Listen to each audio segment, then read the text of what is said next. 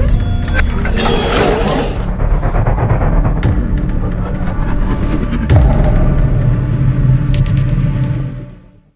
what's up guys? Welcome to part 2 of the unboxing video. So I've got the rest of my Black Friday / Cyber Monday parts in, and now we're going to just be unboxing the rest of it. And yeah, so let's get right into it. I'm gonna open up the smallest package I have, which I know what's in here, and this is what took the longest to get here, but I really needed this, and I was debating before I purchased this, I was debating on what I wanted to do, if I wanted to fork out the extra money for it or not, or just go with my cheaper option that I had originally planned. But I saw the price of it, and I saw the benchmarks of it, and I wasn't too impressed with the benchmarks for what they're advertising for this, but it wasn't a bad deal for what it was, since I paid $210 for it via eBay. Via eBay Newegg. So let's get right into it.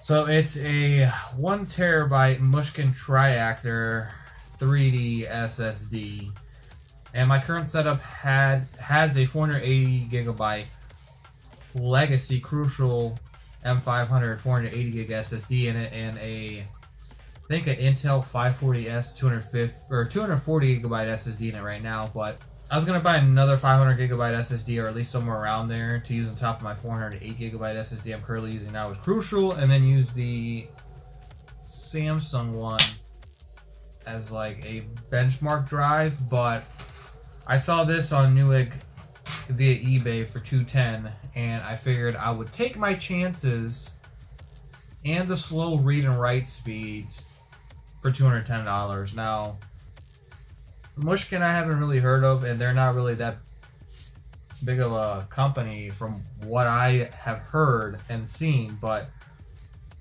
for $210, it's not a bad deal. And at this time of recording, which is December 1st, it is still available on eBay for $210, but sold out via Newegg.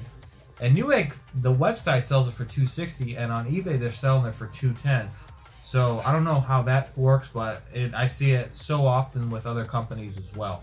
But moving along, I'm just gonna put this bad boy back in here.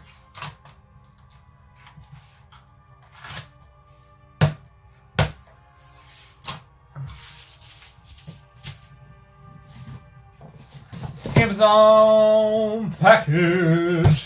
Alright, let's see what's in this bad boy. Yeah, try doing it here.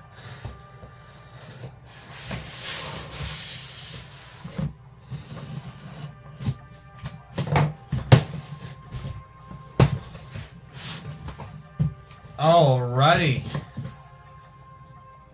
Alright.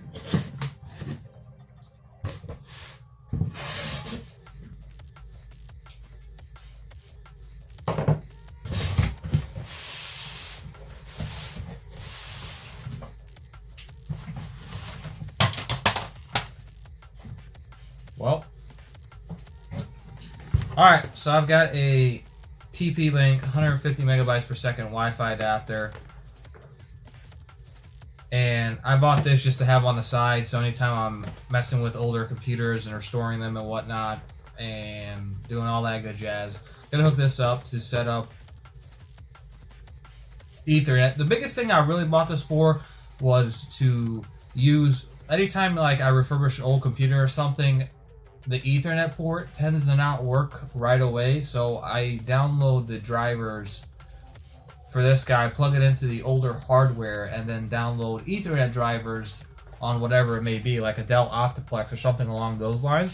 So once I downloaded drivers, then I, of course, unplug this and use the Ethernet, but that's my experience, and that's why I bought this. I don't know what I did with the last one I had, so there we have it. No, most people are going to come after me for this one, but I bought a Logitech F310 controller for $15 via Amazon, and I bought this only because I wanted to see if I can learn how to use a controller on Rocket League. I feel like I'm one of the very few people who use a keyboard and mouse on Rocket League, and I think I'm pretty good with the keyboard and mouse in my personal opinion. But when it comes to aerials and all the stuff I see people do usually with controllers, I mean, I think that's pretty dope, and I think I could become a better player if I learn how to use a controller. So I'm willing to give this a shot, but if it doesn't work for me, then oh well. Alrighty. Got a Logitech G602 wireless mouse. I think the DPI sensor is 2500 or something along those lines. I bought it only because it's wireless, and the G502 at the time was sold out, and I couldn't find it for the same price as this, which this was 30 bucks. And I don't know, I like wireless, and I was willing to give this a shot. Reviews look good, all that fancy jazz, and yeah, that's that. So excited to finally get to using this. Now the next thing I'm going to pull out was actually something I didn't need, but I bought as a secondary because I already bought something else in the same category.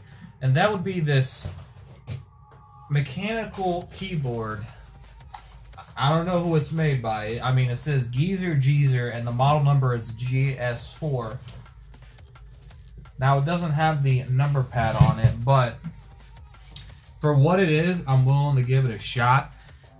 It was selling on Amazon for $28, I believe. Keep in mind, when I'm talking about Amazon prices, this is before the tax, because in each state it varies. And if you're out of country, I'm pretty sure that varies too. But it was $28 on the US Amazon, and they were doing a 30% promo code, which brought the price of this down to, like, I think $19 is what I paid for it. And I just decided to buy it as a backup, but at the same time, I want to use it to see, you know, is it good enough for 20 bucks? And keep in mind, I have zero experience with mechanical keyboards, you know, and I finally decided to pull the trigger and dabble with them. But this is not going to be my primary keyboard. At least this is not going to be my primary mechanical keyboard. I actually have something else that I purchased to use as a mechanical keyboard, so this is going to be out of the question. But I think I might do a review on this, depending how I feel. I think I might just do it anyway, just so people get a general idea of what will be a $30 keyboard by the time the price changes. Maybe they go down to $20. I don't know. And quite frankly, I don't know how they're making money off this thing. So, forgot to mention, it's got clone mechanical blue switches. So, I can't remember what kind of clone mechanical switches, but from what I saw, this sounds pretty good. And I'm ready to open it up and give it a shot here soon. One of these days. Alright, another Amazon package.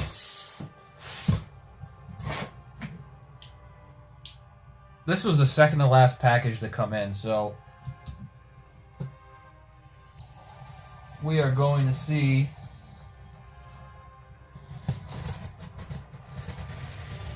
what's inside. I mean, I know what's inside.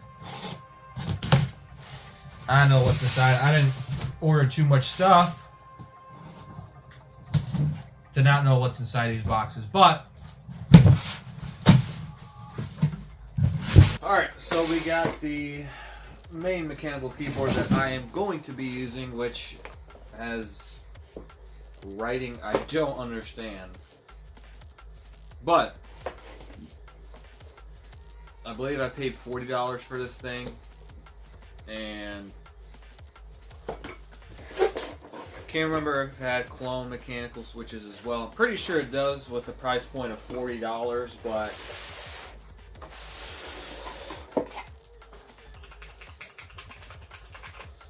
it has a wrist rest that comes with it that I'm going to assume is detachable, but that's that. So this will be my first experience with the mechanical keyboard, even though it is most likely clone switches and whatnot, but it is what it is.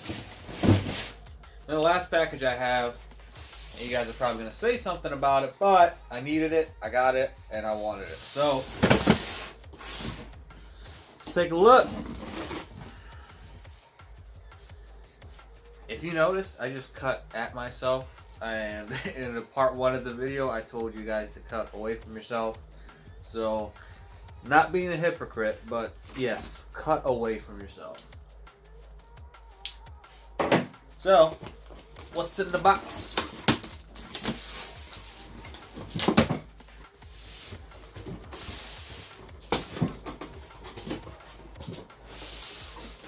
Got some case fans, at least spare case fans, that is. And I needed these for future builds and whatnot.